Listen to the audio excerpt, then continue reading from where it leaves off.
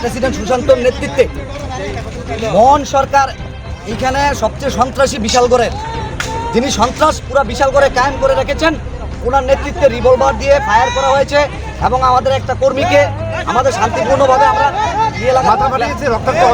Flag লাগাচ্ছিলাম, তখন এদের নেতৃত্বে সুশান্ত দেবের নেতৃত্বে আজকে এই সমস্ত নোংরামিটা হলো।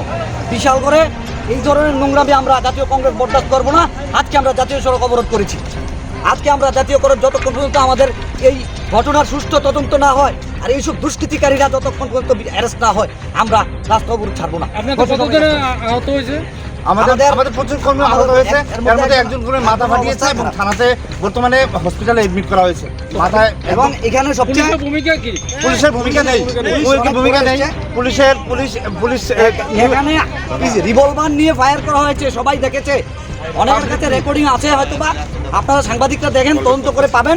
রিভলভার দিয়ে ফায়ার করেছে মোহন সরকার, আর এর সাথে আরেকটা ছেলে ছিল, মোহন সরকার নেতৃত্বে ছিল মন্ডল সভাপতি, মন্ডল প্রেসিডেন্ট সুশান্তর নেতৃত্বে, এবং নিচের বাজারের গুন্ডা রাজেশ সাহার নেতৃত্বে, দুইজনের নেতৃত্বে, আর সৈকত সাহার নেতৃত্বে, তিনজনের নেতৃত্বে আজকের এই বিশাল করে এই তাণ্ডব করেছে বিজেপির সন্ত্রাসীরা।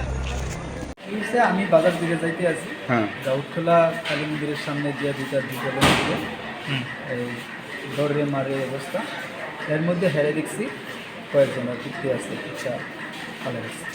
কারা কারা মানে এটা বিজেপি আর কংগ্রেসের মধ্যে।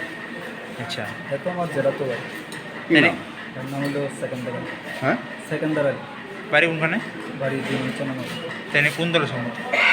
কংগ্রেস দলের সঙ্গে। তিনি কি ওখানে আহত অবস্থা পড়ে আসতো নাকি? পুরে আছে। কারা মারধর করছে? কারা মারধর করছে বিজেপি।